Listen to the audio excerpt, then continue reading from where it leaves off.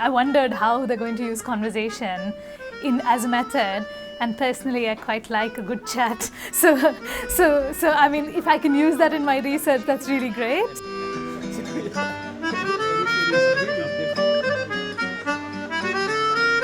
I think conversational methods are very good starting points for opening up problem framings and understanding the ways in which communities relate to the built environment and to other features of the natural environment that we research through our work. This one here, this guy's not involved in this one, we're not in London. It's interesting to see the research methods that I am not exactly involved in and get to know more of like what other people are doing and how it could I could use it.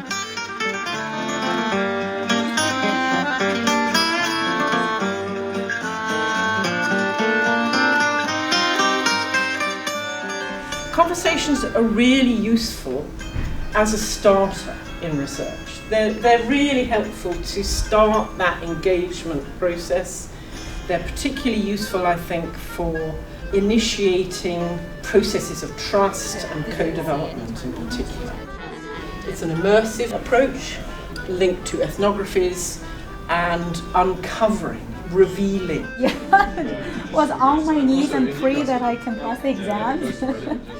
What we're just thinking about here is obviously conversations as a research approach, thinking about how you initiate conversations. We've brought in a number of different objects.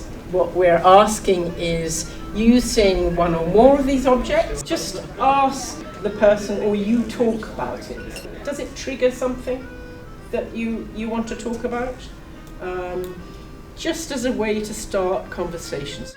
For people online, we have got an object for you to discuss as well, and hopefully you'll be able to talk to each other on Zoom. When you've had those conversations, then to wrap up and feed back from that a bit, I'm going to ask one person from each table to tell me an experience or a story that one of the other people on your table had. Give us a flavour of the conversations that happened on your tables. Well, it reminds you of sort of childhood, I guess, you know, collecting stones. I think I must have done that at some point.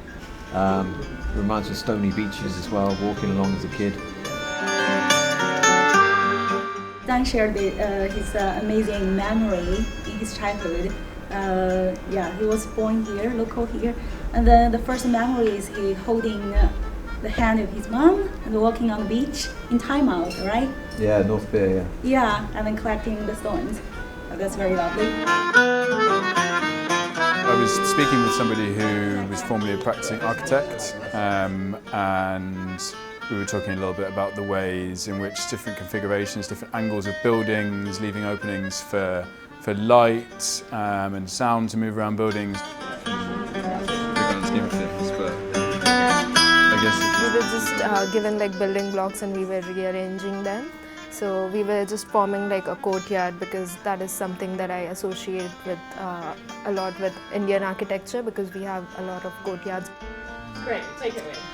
So our object was a mini globe, and there was a lot of common love for geography shared within our group, and I'd like to just share what Alemzig had shared.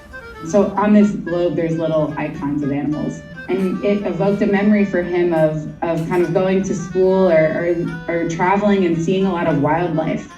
I think that what was fascinating was to think that something we were doing so casually can be a method itself, that we were doing this subconsciously and engaging in this conversation and getting people to sort of talk on this neutral ground in a way which I didn't realize was a method at all. So that was fascinating. Well, thanks everyone, and I think there's coffee. I hope there's coffee somewhere.